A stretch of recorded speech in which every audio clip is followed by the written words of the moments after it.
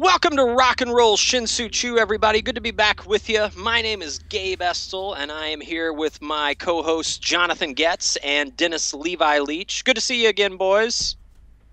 Good evening. Long time no see. Cheers. Oh, how things have changed since yes, we last. Definitely. And not just my haircut. That's right. That's right. So, Levi, how was Colorado? Good? Good. Good time, yeah. Good time had by all. Beautiful weather, and as soon as I got back here, it's been awful ever since. So right. They know what's going on out there. Anyway, good. Well, you know what? I would be remiss if I didn't congratulate Jonathan's team, the Kansas City Royals, for I think very unexpectedly being in the World Series. So I mean it, man, with all my heart. I know they're in the same division as the White Sox, but congrats. They deserve it. And I hope they win the whole thing, man. I hope they beat the shit out of the Cardinals or the Giants. So whoever that is. Yeah. It's been quite the ride. I was in line today at Oklahoma Joe's with a buddy of mine, and he was at the wild card game. And we were talking about how I think no matter what happens in the World Series, the wild card game will be the game that's remembered because they were down 7-3 with 5 outs to go against one of the best pitchers of the decade, and they had no right winning that game, and really the fans were ready to be okay with them just getting into the wild card. And to think about what's happened since over the last couple weeks it's mind-boggling. Like a few days ago, after they took a 1-0 series lead in the ALCS,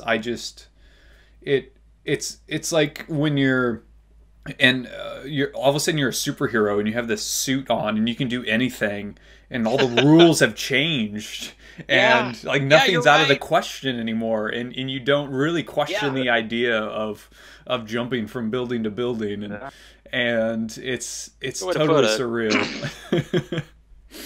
They've got, I mean, it sounds irrational, but they've kind of got destiny on their side. You know what I mean? Right now, like it's totally clicking. I mean, it's kind of like, I don't know, back in, not to talk about the White Sox, but back in 2005, you know, when like we steamrolled through Boston in that ALDS, I was like, oh, fuck. And we're, there's no stopping us now. And sure enough, man, we kicked everybody else's ass. So, dude, that's what's going on right now in KC. I mean, dude, they haven't lost a goddamn game yet. You know? And most of them have been close, but they haven't been close. Good games. Like they've been close, but they've kind of been preordained as to you knew what was going to happen, even though they were close. It's so strange, and they're cocky. And they don't have history on their side to be cocky, but it seems like they know why they can be cocky. Oh yeah, dude. They can do whatever the hell they want right now, man. Oh, in this city, yes they can. Hell yeah, man. Those guys are not gonna buy a drink like ever again. No. Let's put it that way. No. Definitely. Kansas City. Yep. Levi's grinning right now because he knows this year's Royals or next year's Cubs. He can feel it. Maybe 2 years. Yeah. On vacation, I scored a Chris Bryant and Albert Almora jersey cards. Ooh, nice, dude! Awesome. So yeah. Awesome. Yeah. Well done. So hopefully those two guys will be Mike Moustakas and Hosmer, right, Hosmer, Kane, God, the list goes on and on. I mean, like those guys were in the place of these Cubs players a couple of years ago. I mean, I mean, our number one draft pick of this past draft has played a crucial part. He was in the Brandon Finnegan pitched in the College World Series. Oh, Finnegan, he's already there. He's already playing. He'll pitch in the College World Series and the actual World Series in the same year.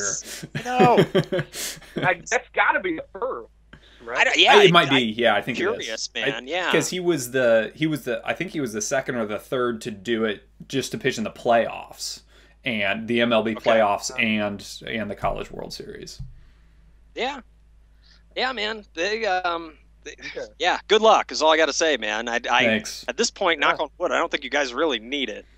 You just hope after the layoff that they can regroup and stay focused. So I think the layoff will be good, knock wood, and they can rest up.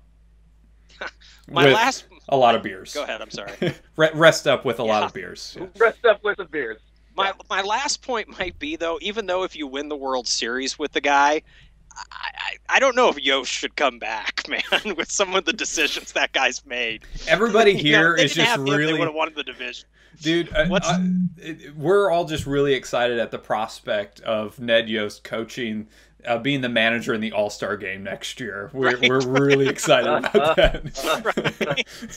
Yeah, man, I hate to say it, but yeah, after he gets his ring, you might need to send him to greener pastures, man. Yeah.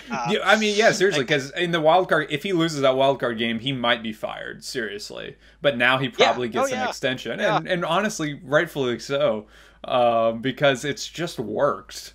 And you can't argue. And it was mentioned today that on the sports radio, he's in the Royals Hall of Fame now. Like, he's punched his ticket for the Royals Hall of Fame. He's coached more games than any other Royals manager, and he's only the third manager to take him to the World Series. So he's in the Royals Hall of Fame now.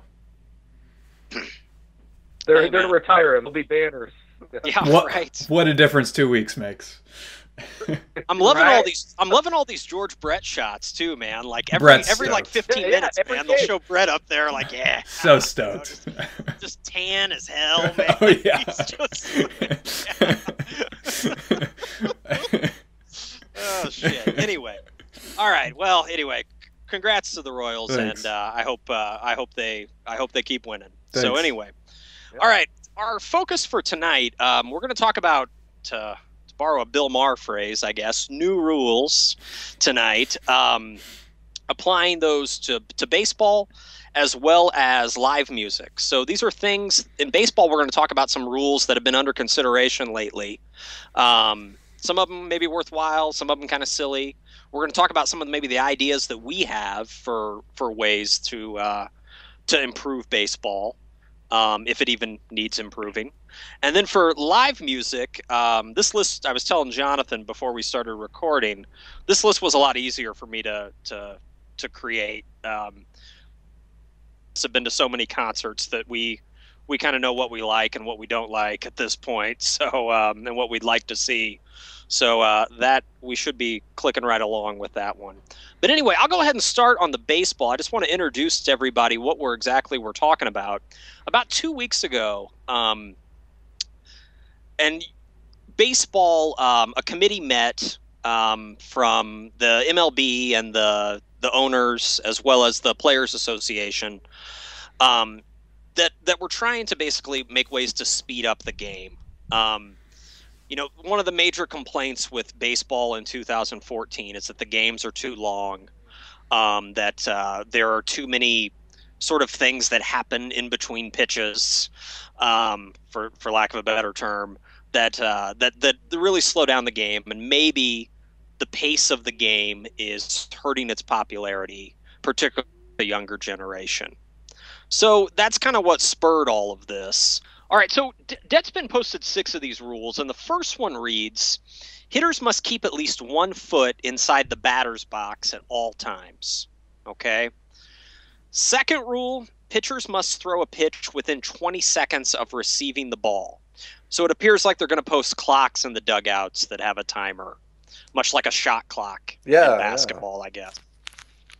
The third one, there will be a maximum break between innings of 2 minutes and 5 seconds, with, again, a clock keeping people on track.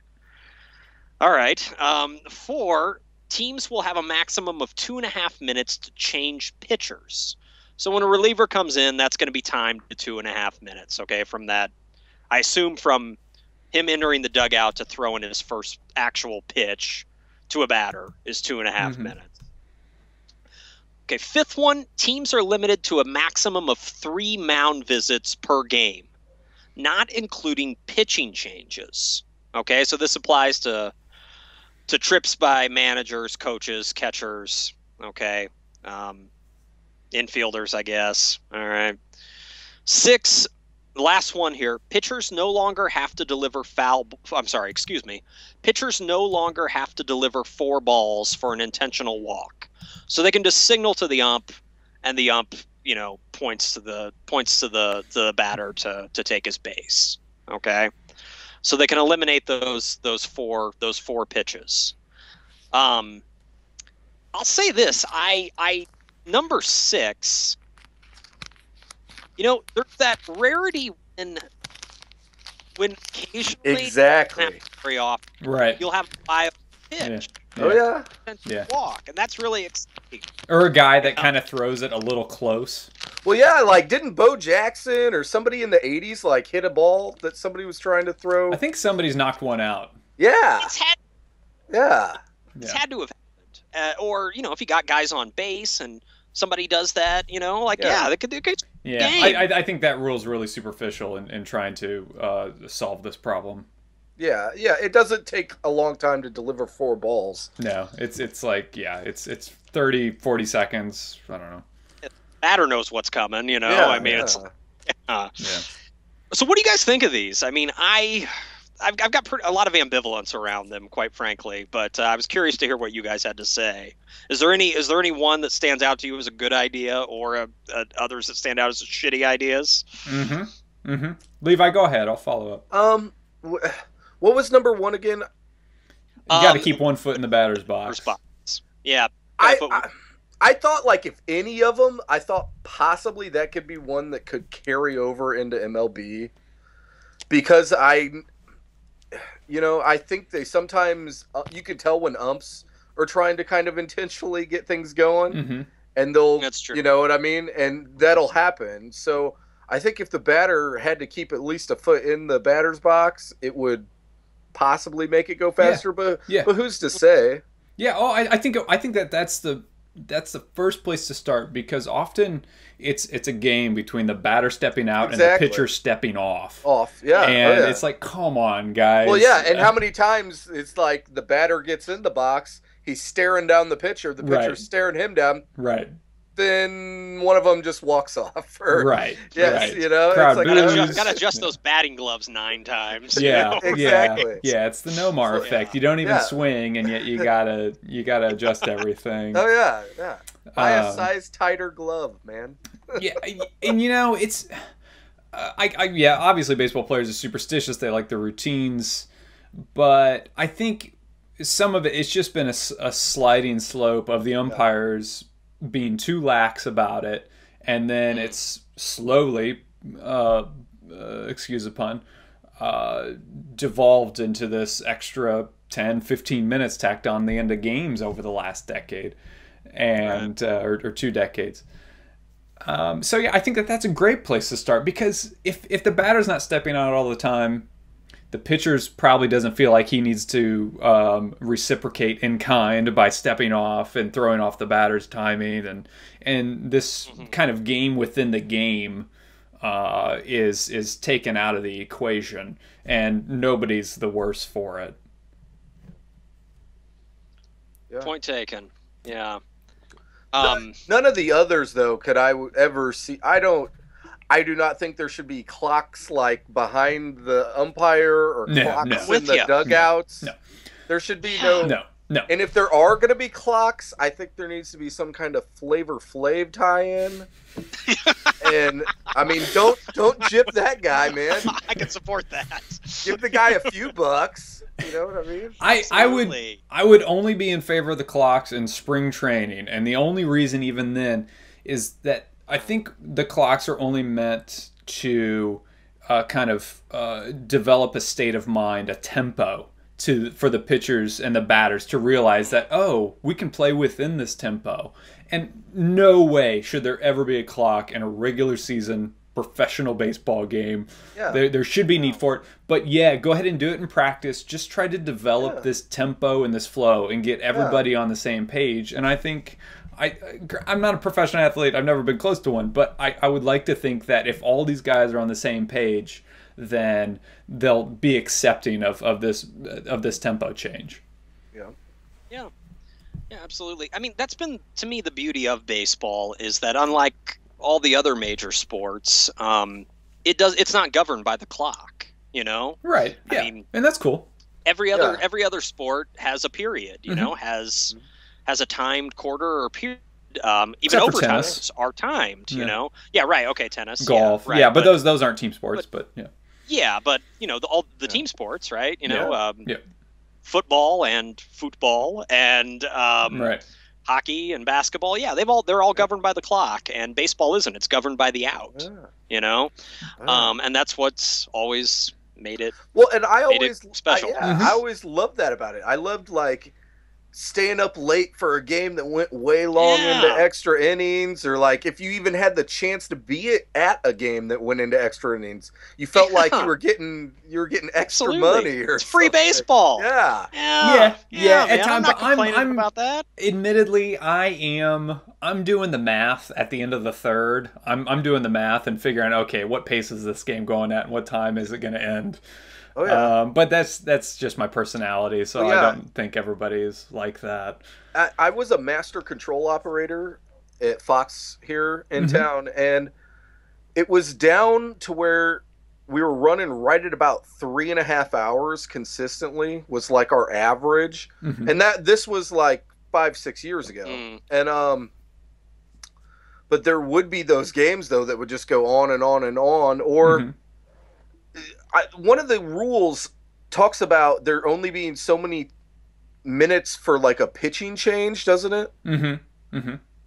My only thought on that was I wonder what would happen, like, because sometimes there are like instant pitching changes where like a pitcher gets hurt and they got to bring somebody and there was nobody warming up. Are they going to give that guy extra minutes on the clock that's in the dugout, or what are they going to do? I don't think that there would be. And I think it goes back to just the idea of, look, guys, it's all a formality. You know, obviously when somebody gets hurt, then it's not a formality. Like you need to get a guy loose, and so you need to take your time with that. But when it's a formality, it's like, this guy's running from the bullpen every other game.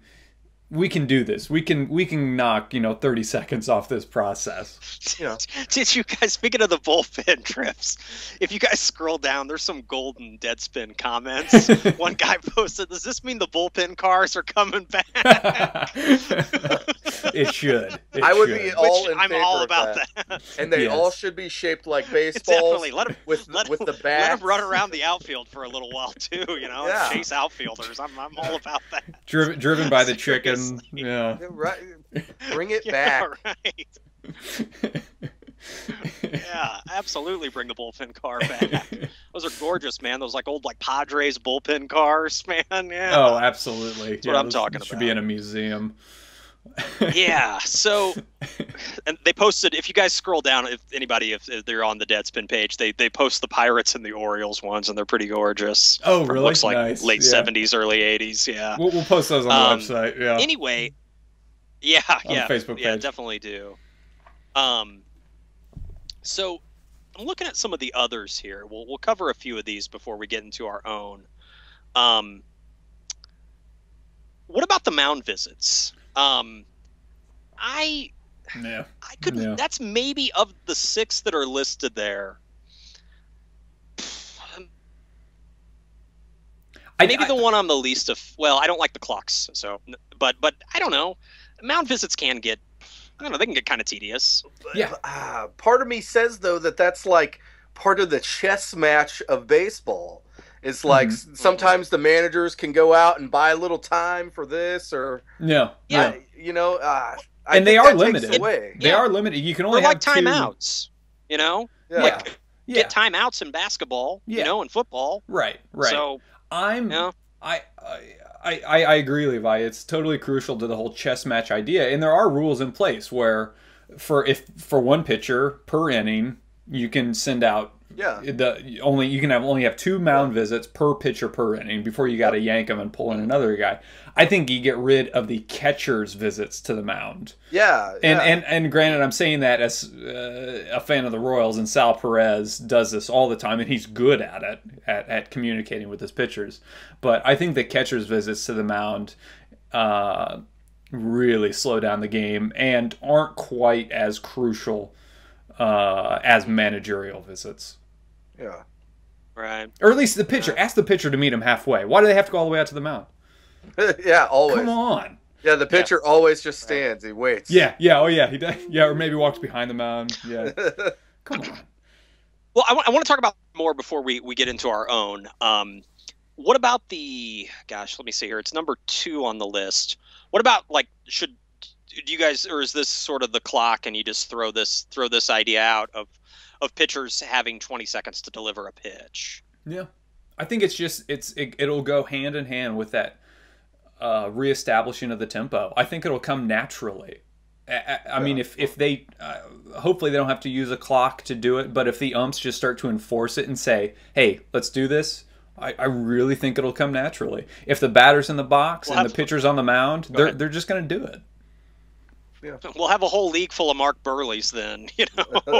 Right, and I mean, dude knows how to operate, man. No doubt. I mean, like, he's the king of an hour and 40 minutes. Always. Oh, it's amazing, and I don't think that we don't need to get down to 2 hours, but you know, they release these statistics. So right now the games average 3 hours 2 minutes. In 1980, that's longer than I thought. 1980, they were 2 hours 33 minutes. I don't think you need to get back down to 2.5, but if you can get back down to 2:45, I think that would make a big difference. Yeah. And as somebody who's watched his fair share of Red Sox games that usually average, I think, like 3.5 hours. Yeah. Or Red Sox Yankees games that average 4 hours. Yeah. It's going to make a big difference. Right. Wasn't there the playoffs this year, it seems like the playoffs have been going on for a while now. That wasn't one of those Nationals Giants games, like 19 innings or something like that. Oh, the Nationals wasn't that like maybe 2 weeks ago? It went 18, I think. Right. Yeah. They were 1 out away from it being over in the ninth, and they ended up going 19 or 18. Right. They played 2 games. Yeah. Right. They played a doubleheader. I guess that was the longest playoff game ever. Yeah. Like not in number of innings, but in time. Yeah. It was like 6 hours, 6 minutes, or something like that. Yeah. Just insane. And it's I would epic. love to be there. Oh, I gotta absolutely. be honest. I'd love to be there. You can't argue with extra innings. There's nothing wrong with extra innings when it comes to game length. Absolutely nothing. Yeah. I'd love to go to that game, man. Like what's the stadium's policy? Like in the 13th or 14th, do they like reopen beer sales or like? Yes. Yeah, no kidding. Yeah. I was at speaking of beer sales, I was at a Tigers White Sox game one time during a rain delay. It was about a 2-hour rain delay, and rain delays beer sales, are governed by the innings, like they, middle of the 7th, they shut off the beer sales, which isn't a bad idea, especially when you have a lot of people driving to the game. But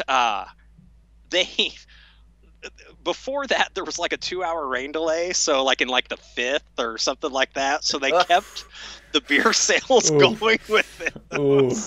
Dude, it was like the drunkest crowd I've ever seen. Yeah. That can backfire. Yeah. It was pretty insane. Yeah. And a lot of people left too, so I ended up like going down and like sitting like right behind home plate as well. Yeah. So that was nice. Yeah, that's something. Anyway, that's a fun thing to do. Yeah. Let's talk about our. Yes, absolutely. Let's talk about our own rules that we think might, they could speed up the game or they could spruce up the game, I guess. Mm-hmm. Mine aren't necessarily, the ones that I have aren't really necessarily related to the pace of the game. They're more, I don't know, they're more just sort of adjustments. Anyway, Levi, what about you, man? Do you have anything that this list on Deadspin doesn't mention that you would like to see? Personally, no, because I'm like totally fine with the length of games. But I love baseball. Yeah, and I'm a Cubs fan, so it's like, oh, I get to look at the bricks and the ivy for a little longer. You know, I mean, I don't know. That's how I look at it. I've always been into baseball, so I'm one of those people that it was never a problem for me. I actually like that they're around 3 hours, 3.5 hours. You know. Yeah, I mean, we're talking to three people here who like baseball more than probably a lot of people do. I mean, I've got a buddy who's a big sports fan, mainly basketball, and like he thinks baseball games are boring. You know what I mean? So it's like we can talk about sports, but we can't talk about baseball because like they baseball lost him 15 years ago. You know, so I'm with you. I don't think there needs to be a lot of tweaking, but I guess I don't know. Open to ideas. Jonathan, what about you? Have you come up with any changes to the game? Well, I'd preface it with the idea that if the umps simply enforce the rules that are already in place, the tempo would be picked up naturally. Exactly. So you know, if you want to lean on the way the game should be because it's always been that way, then yeah, the version of the game now is kind of a bastard child of what it was 50 years ago in some ways. So there should be purists that are upset by this. And yeah, I mean, I do have a bit of a short attention span. I certainly watch my fair share of baseball. But yeah, it can get arduous. And I think, you know, if you want to get shticky about it, then, you know, things like I said, that, you know, no eliminate the catcher visiting the mound or limit that to one per inning. I think if you don't swing, you shouldn't step out and go like walk over to the on deck circle and like, you know, whittle a new bat and then come back. And I think let's get rid of the fake pickoff. Throw it or just step off. Don't. I mean, this isn't like Psych. This isn't a game of Psych. Yeah, those are kind of annoying. It's lame. That is the lamest move in all of sports. Is the fake throw to a base. And to make a guy dive in, and then he's like, "Oh man, I got dirty for nothing." Totally lame. Another thing, a nuance that I think should be considered is the bats. You know, they use, I think they're ash bats, and they break all the time, and they're just like they're going through lumber, like nothing. And so it's a little thing, but I think it would help. You know, maybe as much as the intentional walk thing. I mean, that's about as frequently as it is. You might get 1 or 2 intentional walks a game. You might get 1 or 2 broken bats a game where they have to take time to go find another bat. And, you know, you're waiting on little 12-year-old Johnny to find the right Louisville slugger that says fuckface on the end of it. And what's funny is they were all maple, right? And then they switched it to ash because, like, I guess players preferred it a little more. But now they just shatter so easy. Right. Yeah. I don't know the it's almost like you see a broken bat every game just about now. At least, yeah. Dude, and they're flying to shortstop, and somebody's going to take one in the jugular, man, and it's not going to be good. Oh yeah, they're shrapnel. Oh. Yeah. Well, and that's actually a bigger concern. Yeah. It's just the danger of them shattering, but that's a whole nother discussion, I guess. So yeah, I mean, it's just a couple things, but generally, I just feel like if everybody's like, okay, let's all just try to pick up the pace a little bit, everybody's on the same page, we're playing a game here, then I think it would go off without a hitch, and you wouldn't notice any change to the game. It wouldn't affect the strategy. It wouldn't affect the history of the game in any way, and I think everybody would be happier for it. I've got 2, or actually I've got 3, and I'll keep them brief because I do want to move on to our next topic soon. But as much as I love baseball, and they could play it 365 days a year, and I'd be totally content. Like just move come November, just move the whole thing down to Venezuela, right? It's like the Premier League, the Brazil League. Yeah, right. Yeah, but that said, I would not mind if they removed 5 weeks from the season. I say that because of the weather. You know, I don't think it would be that bad to start the season the first or second week of May. Wow. Yeah, that's huge. I know the numbers are going to change. That's 20 games. And this is coming from a guy who loves baseball. Dude, it's just too freaking cold. The attendance sucks. Oh, yeah. I mean, granted, it's just. Well, our team's in Chicago. That market is awful. Yeah, it's awful. Mm-hmm. Yeah. Any team in the Midwest or the East Coast is just going to be too cold. Mm-hmm. We've look at all those games we've had like with snow on the ground. They had like 3 feet of snow in Cleveland a couple years ago. I mean, it's just why not start spring training? Let's say the 1st of April. Start the regular season, maybe like the first week of May. Yeah. Which would also, my second suggestion, reduce spring training. You don't need 30 spring training games. No. Just like 2 weeks of conditioning, 2 weeks of games. Yeah. That's it. I agree. Just get it all done in a month. And that's. I mean, they start playing those spring training games like the last week of February. Yeah. Mm-hmm. Yeah. And I'm really excited when I hear about the first one. I'm like, awesome. This is kind of like an actual game, the White Sox are playing another team, right? Yeah. But then it's like by the time like the second week of March rolls around, I'm like, Jesus Christ, can we move this along? Like I don't need to see like them half-ass it against the Padres. You know what I mean? Like in a meaningless spring training game. Yeah. So the length of the season, as much as I love baseball. And I don't really want to see the game tweak that much with these rules that we discussed earlier. I do think the season, just due to the weather and the attendance, could be shorter. 162 games is a lot, and especially when you're starting them in April. Yeah. The first week of it. Actually, I even think we've had a few years where it's been like the last day of March. Last day in March. Yep. Yeah. Yeah. Right. Yeah. I think what's the point? Especially when you got to play games in Minneapolis. Yeah, right. For real. I think that it would be prudent to consider rolling back to the 154 game schedule, especially considering that you have these wild card games now, and it's adding at least 2 or 3 days onto the end of the postseason. Yeah.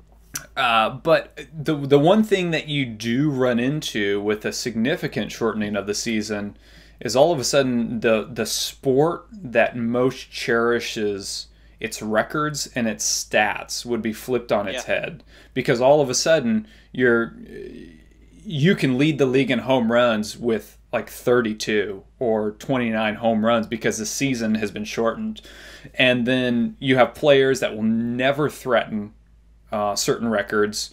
You'll have fewer and fewer players with 300 wins, 3,000 hits, all of these milestones that baseball cherishes. And so you would want to find I agree that the season should be shortened, but you would want to find a balance there that would accommodate these milestones that mean a lot to the game. The stats wouldn't be that as comparable, as they are now. Mm-hmm. You couldn't do that. And forget the steroid stats. Different. I mean, those aren't fair to compare it to. Right. So yeah. Right. And my last one is, and this is more of a strategy thing that actually could happen. There's nothing really preventing it other than preferences. I'm all about a 4-man rotation. And this is, what I said, like somebody could do that now if they wanted to. Mm-hmm. You can count the teams on one hand that have 5 good pitchers, 5 good starters.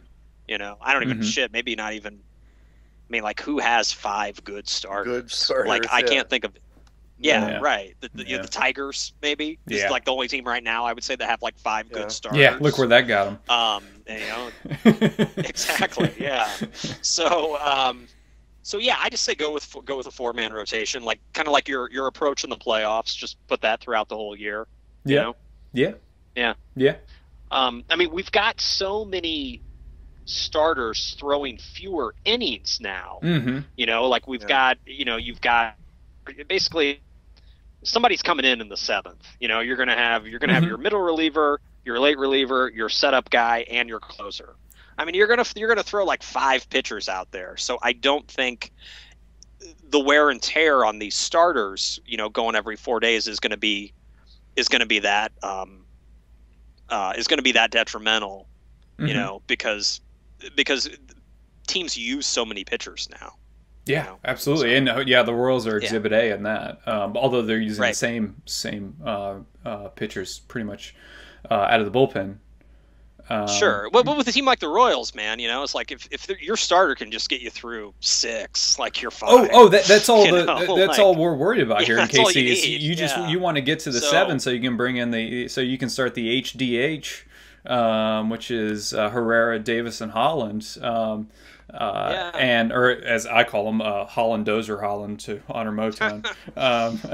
And Hollandaise sauce. Yeah. I mean, it's so. I mean, some are considering it the best bullpen in the history of baseball. It's the first bullpen with 3 guys with that many innings pitched and an ERA below a $1.50. So yeah, I mean they're and the Royals starters. I mean these are guys that can eat up innings. And knock on wood, they've had some shoulder issues, but not a ton. They have some young guys. It's tough though. I mean, I don't know if they're conditioning differently than they did 50 years ago or what, but because Bob Gibson, I mean, that dude would throw 320 innings a year. 28 complete. Bob Gibson would start like 32 games and complete 28 of them. Yeah, I mean, the closer guys would go 10, 11 innings. The closer didn't really come about until the 70s. Right. The closer didn't really come about until the 70s. Right. And at least then they were like you would pitch more than 1 inning as a closer, but right. Yeah, absolutely. Yeah, and so I mean in all these pitching changes, that definitely adds to the game, assuming that they're brought in the middle of the inning. A lot of times with the Royals, they're just brought in as the inning starts, and so it doesn't add a lot of time, fortunately. The last point about the Royals, man. I know we've been talking about them a lot, dude. Let's keep it going. Keep it going. Yeah, right. Dude, Wade Davis, I'd give you a Abreu for Wade Davis, dude, at this point. Whoa. Dude, Levi, did you see Wade Davis's ERA this year? It was like 0.72. Yeah. Oh my God. It's like he's insane. Yeah. Some have considered he doesn't get as much attention because he's a setup guy. Right. So are all these guys signed long term in KC? Dude, it was under 1. Yeah. Yeah. Wow. Yeah, Wade Davis used to be a starter. He was a starter in Tampa, and when they traded because they traded Myers for Shields and Davis, and they brought in Davis, and he was originally a rotation guy, but it just wasn't working out of the rotation. And in Tampa, they expected at one point, I know, like Peter Gams or somebody thought he would be the best in that rotation when they had all those guys down there. Including Price, and it just never panned out. But out of the bullpen, he's ridiculous. Awesome. He's found a home. Yeah, I mean, Levi, he's historically when you get a ridiculous. chance, look at Wade Davis's numbers this year. They're like just insane. Dude, the dude, his ERA was like 0.7. He didn't give up an extra base hit, I think, until July. Wow. Yeah. Like I said, man, I'll listen to offers for Abreu for Wade Davis. Seriously. Yeah. All right. Anyway, okay, let's move on to music, guys. We're going to talk about some of the new rules that we would like to see related to concerts, related to live music, or the music industry. All of my suggestions are more for live music, but if you guys have more industry related things, that's cool too. Jonathan, do you want to start us out, and then Levi can go, and then I can close it up. And like you said, if something comes up that all of us have or 2 of us have, just go ahead and chime in, and we can talk that out. Yeah. So I'm gonna I think paraphrase somebody, and I'm gonna start at the beginning, and that's with the start times on the ticket. Let's reestablish what a start time. Let's forget what rock casually late, fashionably late means, and let's just start to put Rose got that memo yet. Right. All right. Hey, if Axl wants to put 10:30, 11 o'clock on the ticket, fine. That's cool. Let's just establish realistic expectations here. Gabe, I don't know if you remember when we went to Iron Maiden and Megadeth. That was the first concert I've ever been to that started before the time on the ticket. Because we were going through those doors. They were taking a lot of time in security. And it was like, the ticket, I think, said... It could be frustrating, too. Yeah. Yeah. Like, I don't want it to start early, No, right. Because Megadeth was opening, and I wanted to see Megadeth just as bad as I want to see Iron Maiden. And the ticket time was said 7:30, and we were in security at 7:25 going through the line, and Megadeth had just started playing. That was the first time I've ever been to a show. First of all, I'm rarely there that close. Like, I rarely cut it that close, but I think we got some barbecue that night, so we had to wait. And so it's like, oh wow, yeah, I know. So it's pretty rare when you come that close to starting on time, and it's like, okay, well, let's just all, let's figure this out. If you want to put 8 o'clock, 8:30, 9 o'clock on the ticket, that's fine. What's wrong with putting a time that's after 7:30 on a ticket? If you don't plan on going on until 9:30. And so, I think that would be the first step. Yeah, I totally agree with that. I can get behind that. Yeah, I've been to shows, like you said, where it was, I want to say, it was Bob Seger. Do you remember, Gabe? Bob Seger, I was with you. He took forever. Really? He took forever. And they had beer, no opening act, but they had beer sales going the whole time. Yeah. So like as soon as starting at like 6:30. And then Bob Seger comes on stage at, what was it, like 8:15 or something? 9:45. Yeah, no, it was forever. Wow. It took Ticketed forever. for 8, and he went on stage at 9:45.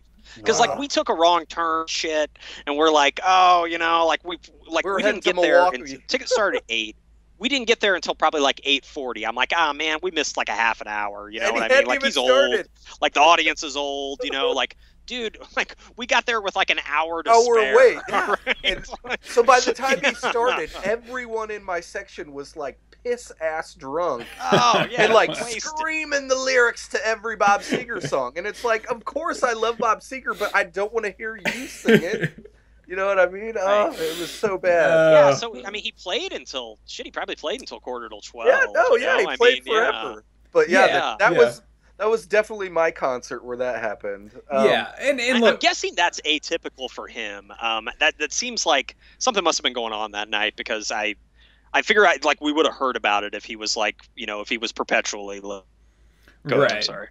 Right. And I think that's it, shit happens. I think there was one time that Motley Crue was in town and they wouldn't let him go on because they were arguing over the fact that Tommy Lee wanted to be able to take his drum riser up to the ceiling, and they said no, you can't do that because we had a wrestler die here. You can't do that.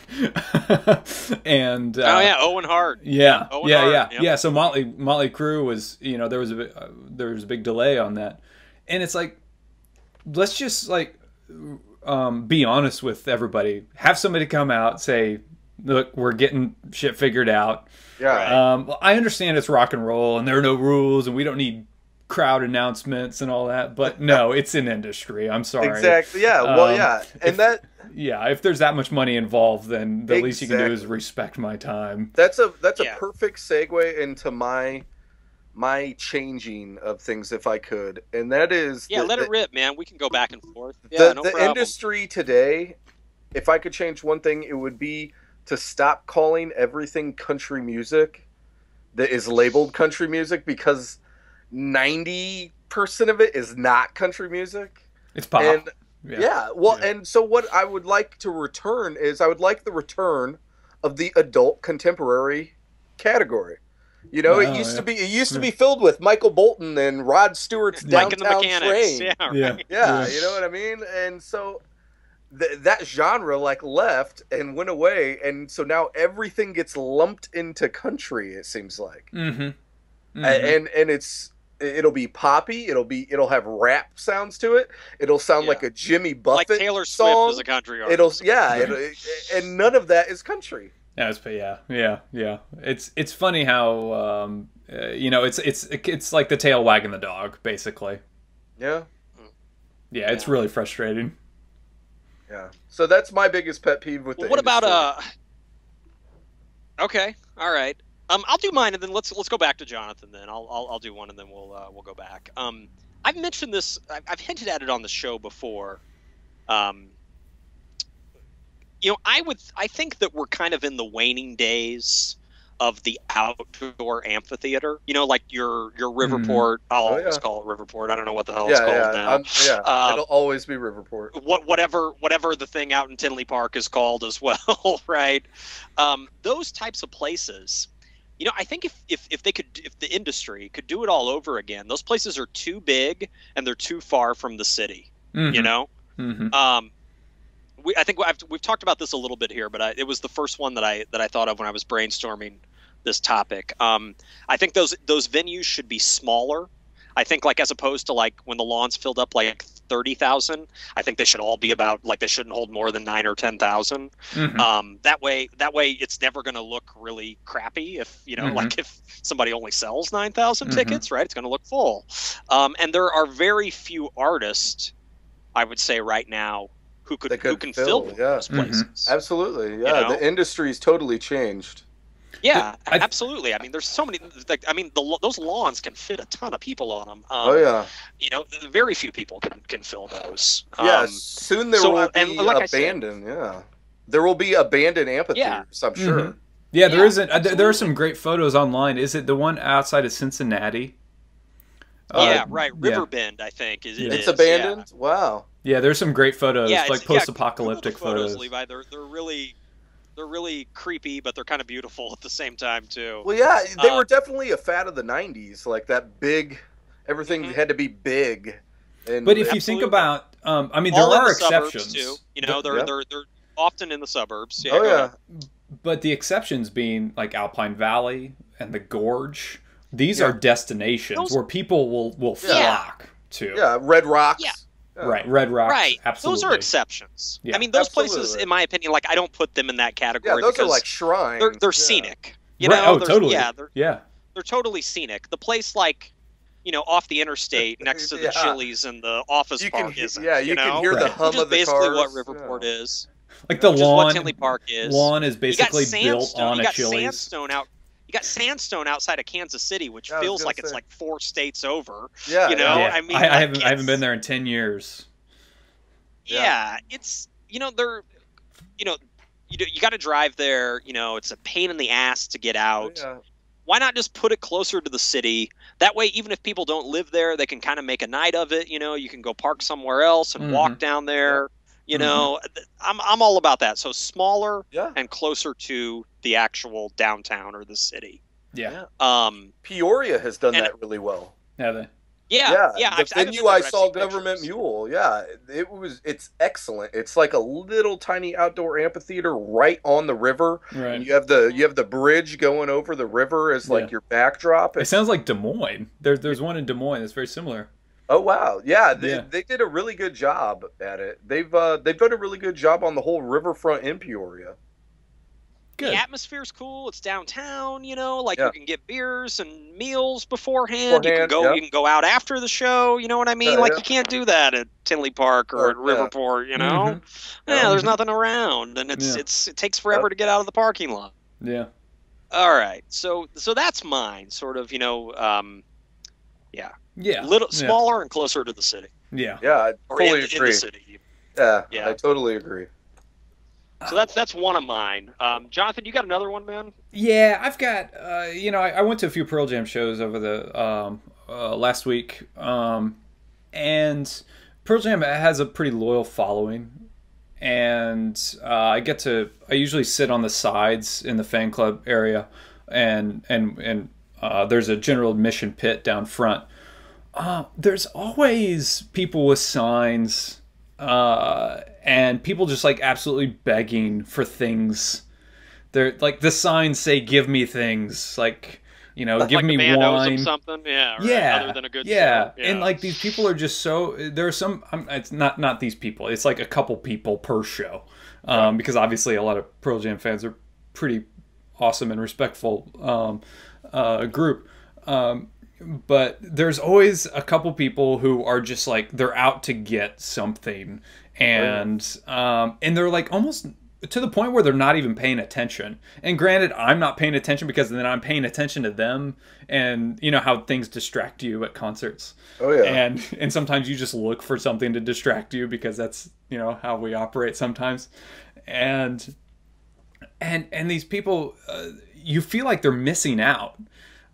Because they're so obsessed with, you know, getting a guitar pick or having them play a song that they haven't played in 12 years. Oh, yeah. And it's like, wow, you're just like setting yourself up for disappointment, and your only thing you're going to think about is what didn't happen. I tell those people, just enjoy the show. Right. You know, be glad you're there. Right. Yeah. I have been front row with someone who I will not name, and it's not I think Gabe knows him, but don't say it's me. It might be me. No, it is not. No, it is not you. But because it could be like a 19-year-old Gabe Estel. So. No, it's someone else I know. We were in our mid-20s. We were in our mid-20s, and we were here in Springfield, and a guy came to town named Papa Chubby, who is a blues guitar player. I don't know if you guys if you ever heard of him. Yeah. Well, my friend really, really liked this one song of his called Arlita. It's kind of like a little Spanish-type guitar song. He screamed it the whole time, like, every time there would be a break, he would scream it. And then finally, Papa Chubby looked at him and said, "Motherfucker, I'm not going to play that song." And then he just kept on going. Oh, that's heartbreaking. Yeah. It totally breaks the third wall. Oh, no. You talked about country music a minute ago and kind of the misnomer that it is now. What's your other one, man? It's hard because there's a lot wrong with the music industry right now. Mm-hmm. And I think part of it is they're going to I think there's going to have to be some kind of new format. I think there's going to have to be some kind of way people can either take music differently than digitally for it to somehow possibly get bigger again. Because, I mean, with just downloads and LPs, I don't think it's ever going to be able to get as much money as it needs to sustain itself to then have, you know, TV channels that just play videos that do all this. Because there's no money there anymore. I mean, people sell 5,000 CDs in the first day, and they're like, that was a great day for the first day. You know? Yeah, it's a success, you know? Yeah. And, you know, they sell 50,000 in the first week. They're like, oh, my God, that's a huge record. Our album was downloaded illegally on Pirate Bay 6 million times. We made 0 cents. Exactly, right? Yeah. Levi's got a good point, though, man. I mean, like, I don't want to see the album go away, but and I certainly don't want to see us, like, just revert back to singles. But something's I think that the singles thing, sustainable. The singles thing is something I've been thinking about for a while. Where obviously it used to be you would just kind of release a 45 every now and again, or like every 2 months, and eventually maybe 2 EPs a year. I don't know. Right. Like and I would be okay with bands trying that. I always thought that would be kind of interesting, as opposed to Pearl Jam's putting out a full-length album now every 3 to 4 years maybe. Some bands, younger bands are a little bit more punctual with it, and they can do it on the cheap, so right. Whereas Pearl Jam's, their album's going to cost a little more to make. Right. Yeah, because they can spend more money to make it. So with producers, maybe I just need like an easy labeling system to where like certain albums will have a sticker to where I know, oh, these people were only in it for the money. I'm not going to buy that record. I want to look for the artists that are like actually trying to make music good, or I don't know. Yeah. I think a lot of times you can judge a book by the cover and an album by the cover and figure that out. There was sometimes on Levi's note about kind of changing the format. It didn't succeed, or I think they would have made more of them. The Cult tried what Ian Capsule a few years ago, where basically it was like, for like $15, you got like 3 new songs, like an interview, and like a couple videos. You know what I mean? And you just download it. It's kind of like a digital press kit or something. Yeah. Right, kind of. Yeah, sort of along those lines. He called it a capsule because in an interview, it's not really financially viable for us to make albums at the rate that we used to, etc. Yeah. But obviously, I don't think it really went anywhere. I think they only released one of them. But I liked the idea. You know, I thought the idea was cool. But I don't know. For people that are say, well, shit, I can get that on YouTube. You know. Yeah. Right. Right. Yeah. I'll do one more, and then we'll kick it over to Jonathan. I think that if your show is going to be, if your live concert, if you're the band, your live concert is going to be 2 hours long, I say take the Grateful Dead approach of 2 sets. I want to see that more. Yeah. I look at some of these veteran artists that play longer shows. I'm thinking of like Paul McCartney. I saw Paul McCartney last year, and it was a great show. But it was like a 3-hour show.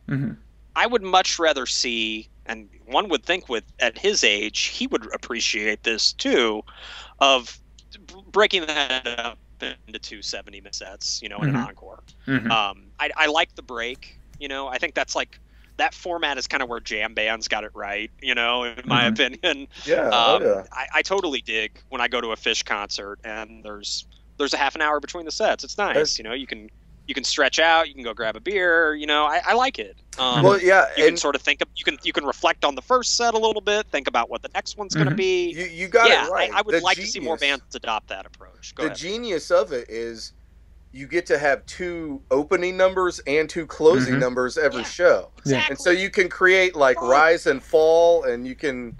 There's all kinds of things you can do with that. Yeah. I like to see Pearl Jam adopt it. You know, as opposed to just one marathon set, which I enjoy still anyway. Yeah. But I would rather just see them do like sort of a Grateful Dead style set. I'm sure they've considered it. But I think, so the format now is they'll play, they'll play like an hour 45. They'll go off. Everybody knows they're coming back. So nobody's like, oh, encore. Everybody's just chilling out. You know, that's when I sit, because it's like, okay, I need to sit a spell. And then they come out and they're going to play 8 more songs, at least. And then, and that's the first encore. And then they're going to leave and come back and play probably 4 more songs after that. And it is, you know, usually for that first encore, they're going to come out and they're going to play 3 or 4 slow songs, sit down, possibly for some of them. So they're, you know, that you might get some acoustic rarities in there.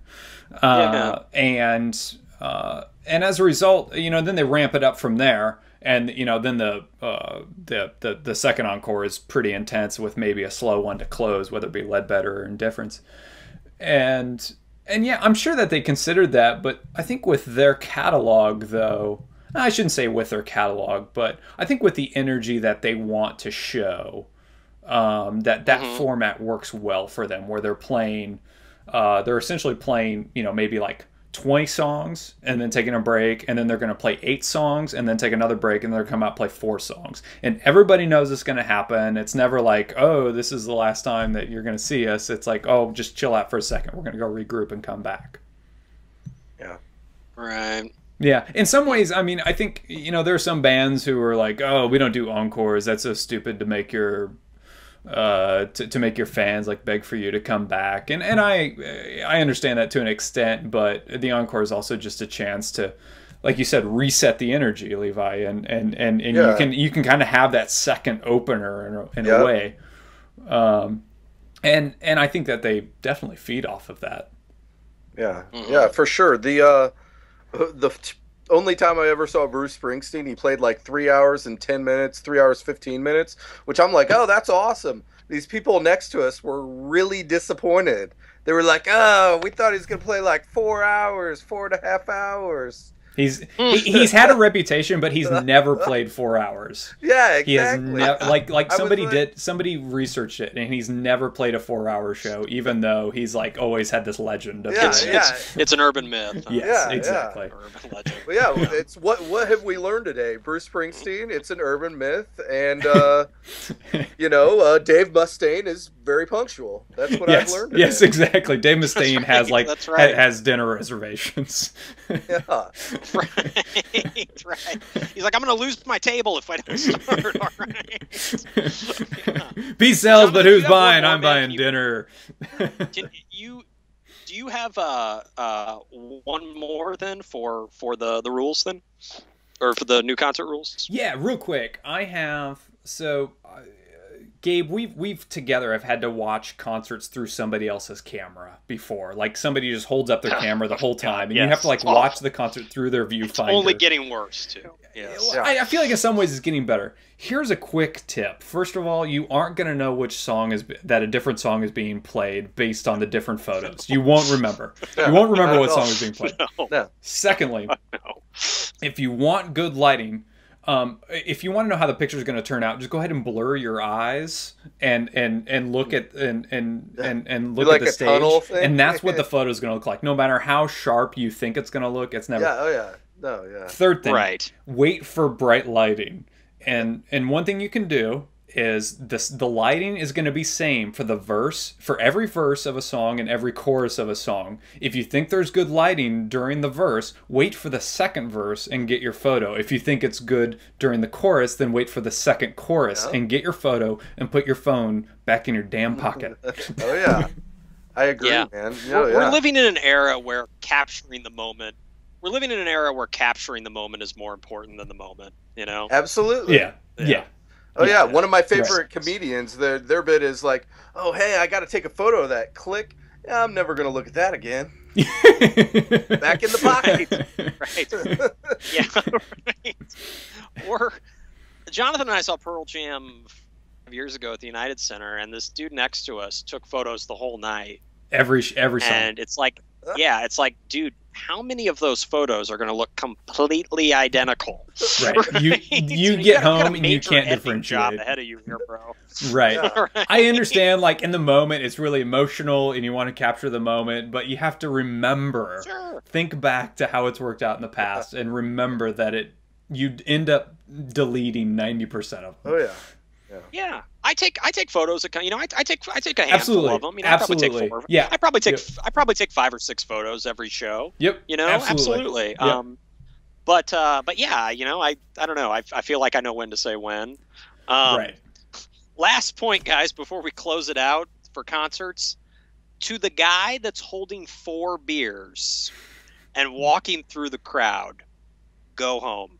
All right, that's my last point. You're spilling your beers. All right, you should have met your friends somewhere else. Just go the fuck home, man. All right, just elbowing your way through the general admission that had been there for like 3 hours. Or those people, God, that guy sucks, and also the other guy that sucks, other person that sucks is the person that doesn't have a destination other than closer to the stage. They're not people, they're just whining. They're like, excuse me, if you were like, I can understand if they're like, hey, I was here earlier, but I had to take a piss really bad. I got to find my friends. Hey, whatever, no problem. It's like, no, this person's just like, they'll stop in front of you, look around for a minute, see if this is a good vantage point. No, gonna keep going. Right. Right. Well, I got to get closer to the stage so I can text my buddy about it. Exactly. All right, guys. Well, on that note, I'm going to send us home. So it's been fun as always, and keep having a good time and keep rocking. And I hope the Royals. Hope the Royals pull this one out, man. Thanks. Yeah, go Royals. All right, guys. Have a good night. I'm going to let you go. Take care, friends. See you later. Night.